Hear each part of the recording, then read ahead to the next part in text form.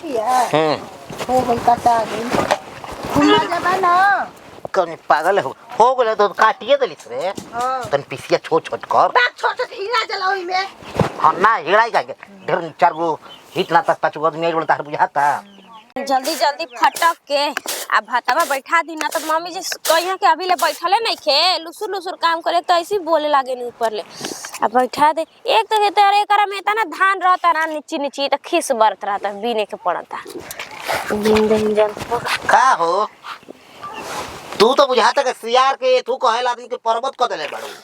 का होई कोबेल खाना दाना तार इंतजार करत आदमी के खाना लेके हिट ना ताइल बन खाए ना पिए बताओ वो ये गइल बा रुक जाई रौरा के हेट तारा नहीं जाई कला देहिया में धाव से एड़त चले नी जल तार के घरवटी न तले निके ना लागे जानलू जल्दी कर हम अधन तार देख दिन के खोला त तार कोबेल चाउरे बिनते बाड़ू हो ये गइल बा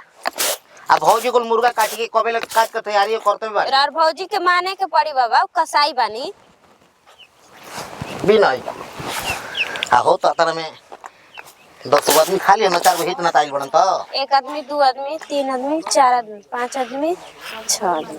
अरे होता ना आदमी खाला रे पगली हाँ। फटक आई गोरे नया नी हर अभी कोनिया बनी पी के आइले ना पी के आइले ना ये कुल हम काम करे ना एक पागल हो तो का महकाता मुंह महकाता अरे पागल एकदम खत्म बाड़ू का हमार पूरा एकदम इज्जतिया खराब कर बुका ये कुल हम करिला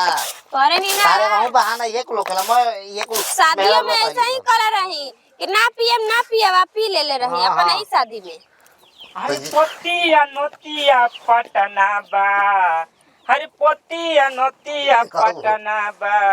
देवरा ढूढ़ी चटना बा देखा ना ढोड़ी निकालते चवावे के ये जान लिया तू ना चटा जुरौरे चटा हाँ, घबराई जान लिया। मत ना तो बनी तो हम लोग का हो खाली खाली होबो चुप बतिया चल साला हो गई अब लगल हमर मेरा बनावत ये बड़ा है एकदम सही में का हो चल ए जल्दी कर हिट ना ताइल पानी नहीं पियोले है ना हां हां सब के पिया दे ले चल ठीक बा कर जल्दी भाई कुछ हिलावत रहो और बहनिया कैसे हिलावेनी ये भौजी तारा ले कहि जा तो हमर बहनिया पे करे जालू जब ना अपने बहनिया के ना कहनी सब बतिया जाके हमरे क्या के बोलेनी हां हां जल्दी जल्दी बनावा जा हई अभी अधवा ना आई हो दादा तनी अच्छिया लगा दी हम तनी चौरा धोके हां आज काम लगैबे करम बाकी कहम तनी भौजी तनी हमरो के सीखे दर सीखे ना देबू ठीक बात हर काम हम करिए देता नहीं हट रे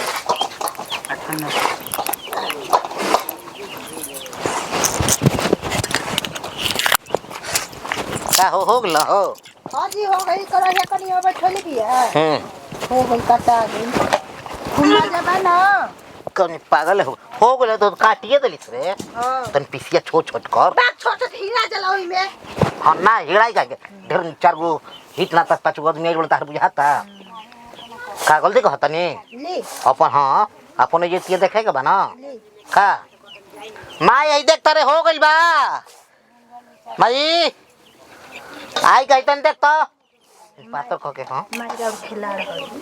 क्या पर हबीस किनारे का फालतू बोलबी फालतू बोलते ली तो बतावा हो कब्बे के कहत नहीं दिन जब मम्मी चौरा निकाल के दिन निकाल के एगो कुठुली खोल के कह देता हमारे से कुठुली खुलता कि चार धोई निकाल के चलता नहीं जल्दी धो के हाथ दे दे एक तो ही टिचुकी दे तनी कढ़ाई में धोए के गमला के कहाँ रख देता नहीं मम्मी जी किस बार आता नहीं आ धो के चली मम्मी जी के जल्दी बगन दे दे दीदी जी मसाला पिसा गई दीदी जी यहाँ का तो और खिस बरानी कुछ बोल रहा हूँ पर ना बोल हां सकती जी हां ओ दहन और मसाला पिसा के झोती लिया आवा तनी लेके रुक जाए अपने तो बैठा रही हाँ ई लिया दो छोटको ही कुल करी हाँ एक तो दे तनी यही से